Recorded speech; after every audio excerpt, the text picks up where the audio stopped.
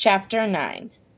Hermione walked up to the door at her parents' home and knocked, pausing briefly to consider how odd it was to knock at one's own home.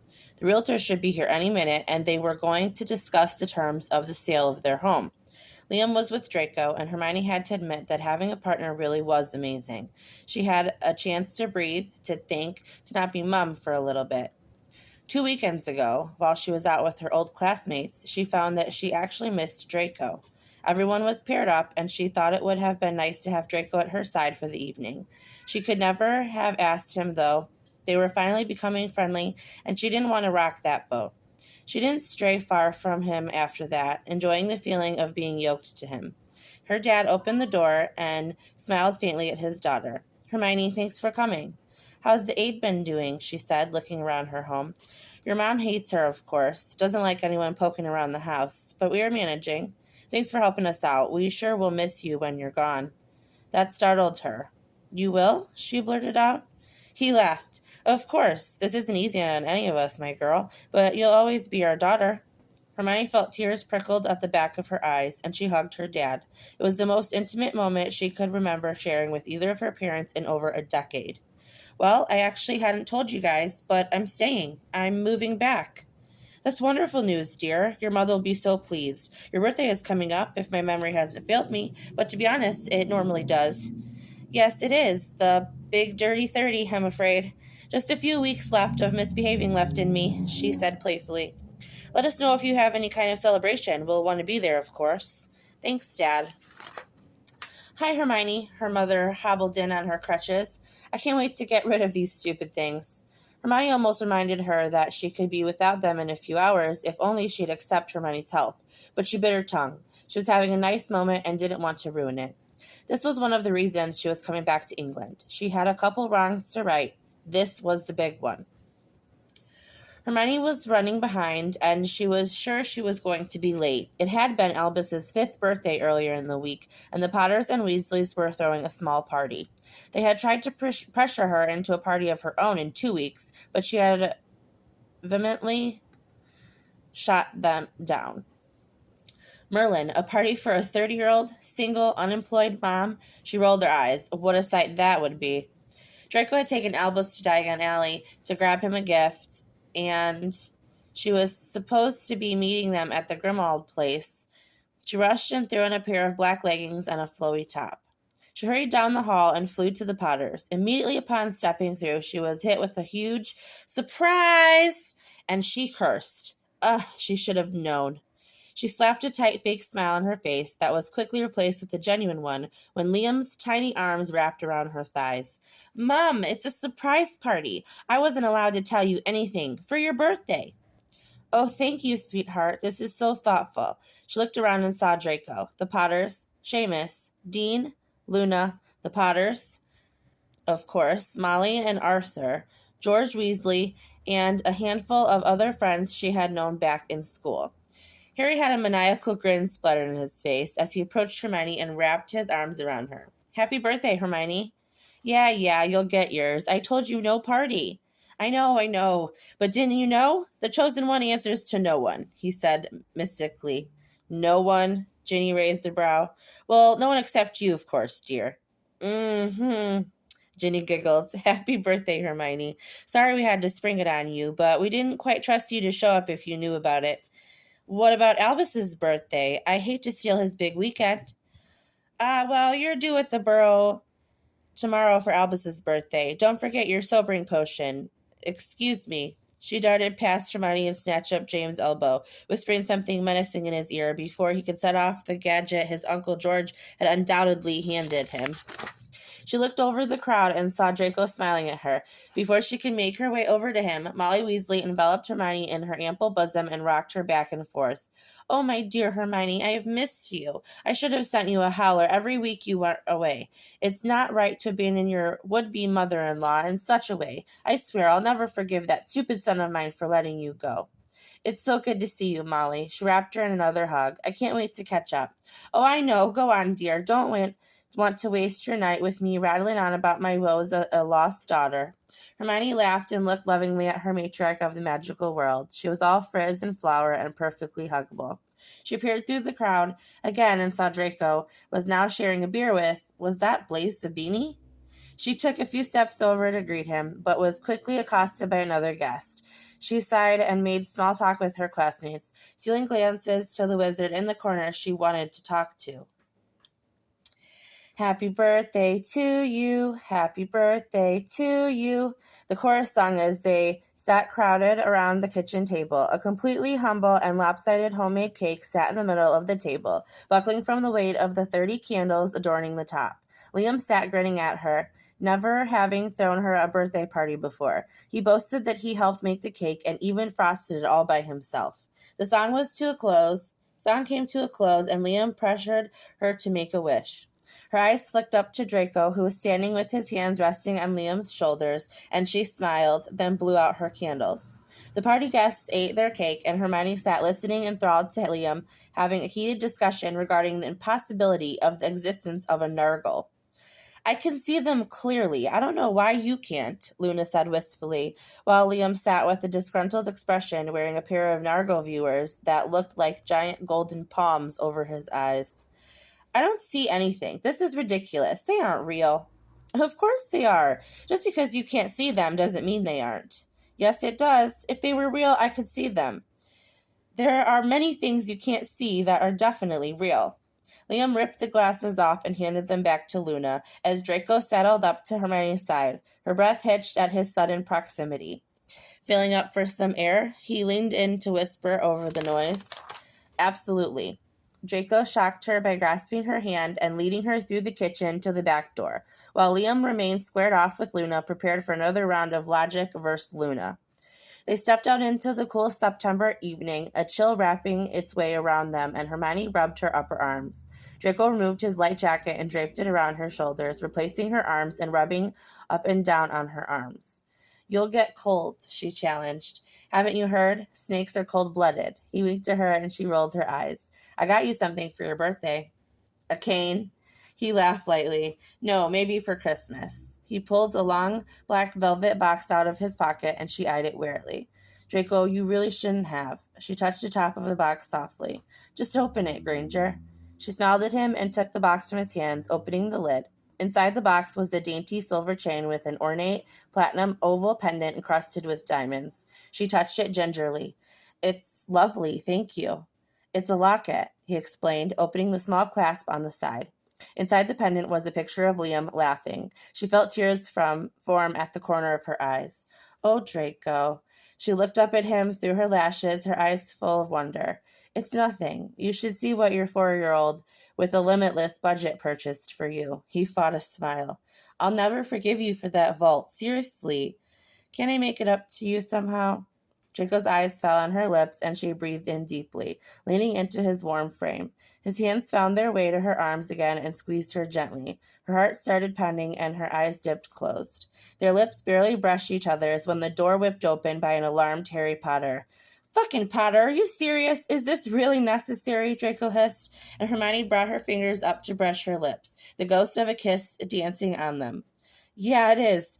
He widened his eyes, and before he could say another word, they heard the last noise they wanted to hear.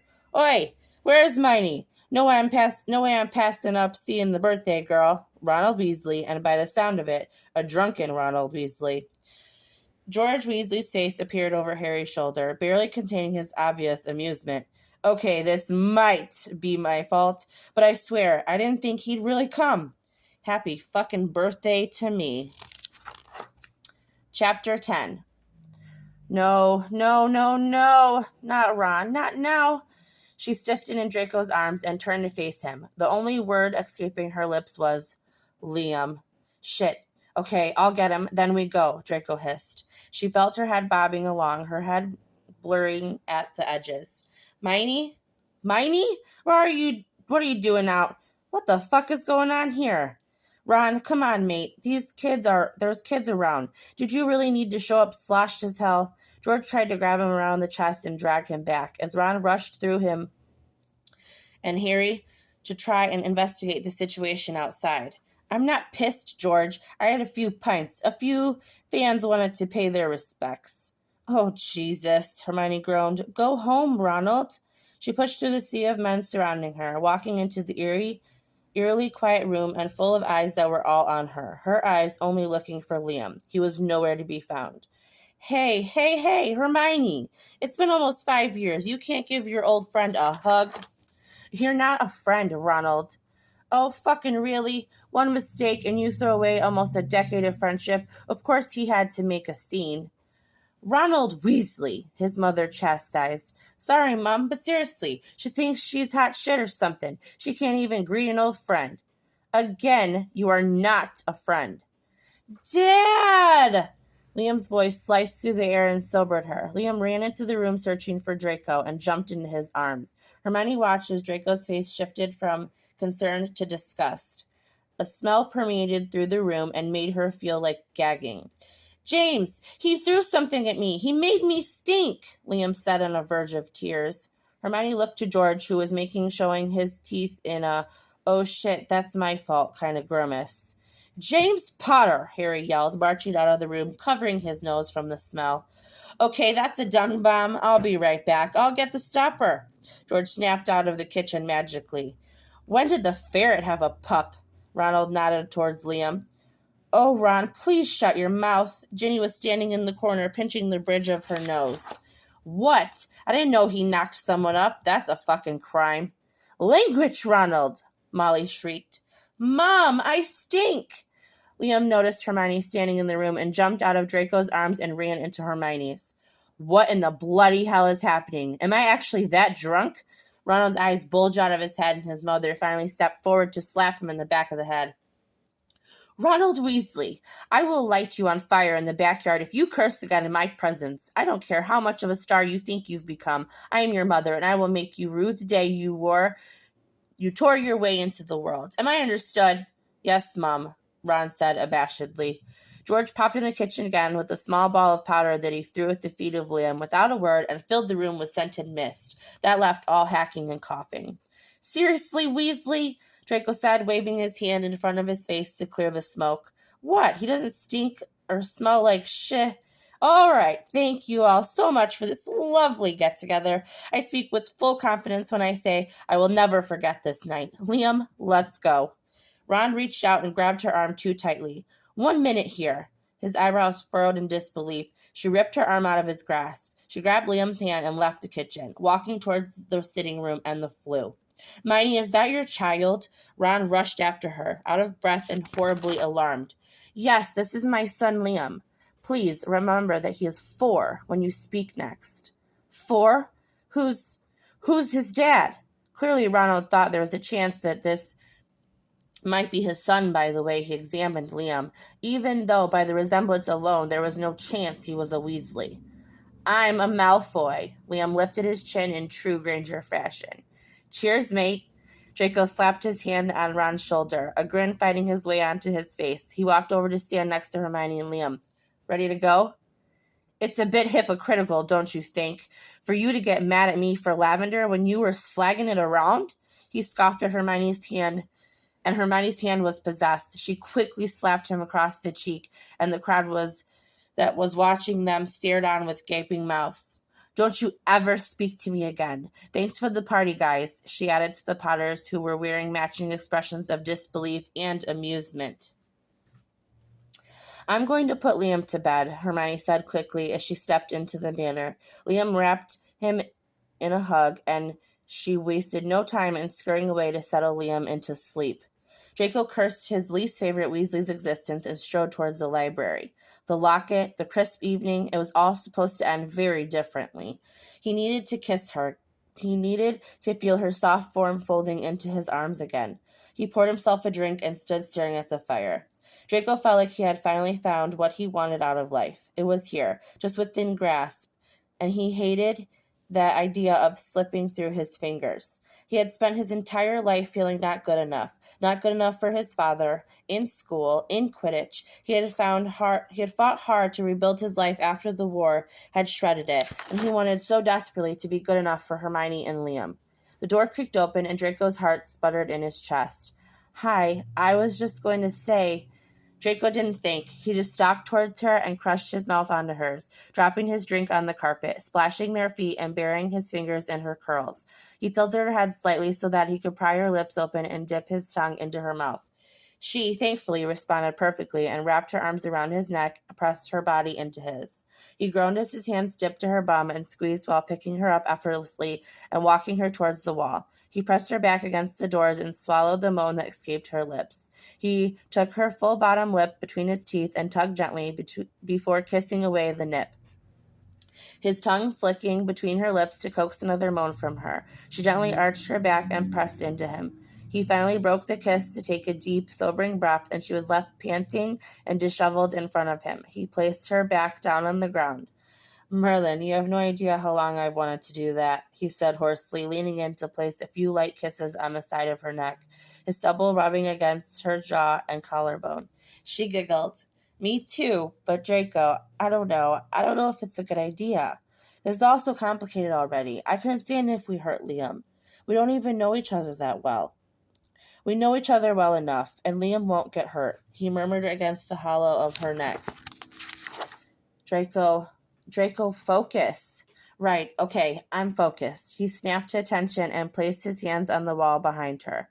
I think we should try, but I don't want to tell Liam, not until we are sure it's something." "Granger, it's something. How can you not tell that it's something?" "I'm just saying, let's take it slow." "How slow?" Draco arched an eyebrow at her, not liking the way this was sounding. "Slow enough that we aren't having sex tonight," she laughed. "Right. Walk before we run?" "Exactly." "Well, can we snog a bit more at least?" "I guess I wouldn't see any harm in that." She fought back a smile, and he returned it with a wicked one of his own, before taking her in another passionate kiss.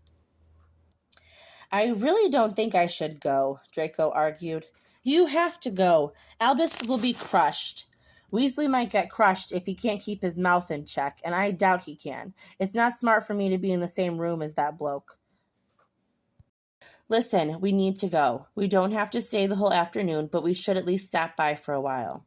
"All right, Granger, but I've warned you." Draco shook his head in disbelief.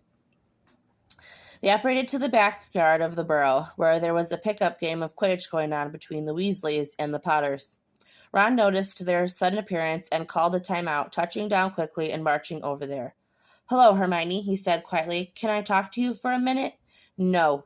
She held Liam's hand and walked past him into the house. The rest of the players were touching down as well, and Harry jogged to catch up to her. "How about me? Can I have a moment?" She groaned, not wanting to even acknowledge the situation. "Fine. Liam, go set our gifts down, all right? Play with Albus?"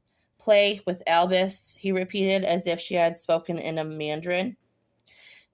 She kissed the top of his head, and he disappeared. "Let's go, Potter."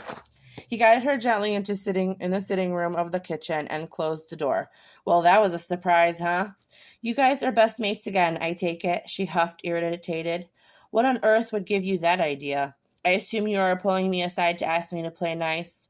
"Well, I didn't think I needed to ask you to play nice, considering it's my son's birthday party. But sure, please be nice." "He's an asshole. He's probably keeping track of this whole weekend so he can sell it to the papers. I just don't want anything to do with him. The media hasn't picked up about Liam, and I'd rather than that be our decision than Ron's." "I'm not telling you what to do. I'd never dream of it. But from my understanding, Ron is back for a while. He's also my children's uncle and my brother-in-law, so it would be nice if he could make amends. I'm not saying you need to be friends with him again, but at least tolerate each other. For me?" She sighed. "Not even for you. For your children, I don't make any promises for Draco, so you might want to have this little chat with him too." "Noted." Hermione walked out with the fake smile plastered on her face and made the rounds, saying hello to all the different party guests and wrapping Albus in a giant hug. "Happy birthday! Thanks for sharing your special weekend with me." "Of course, Aunt Hermione." He gave her a toothy grin. "Miney?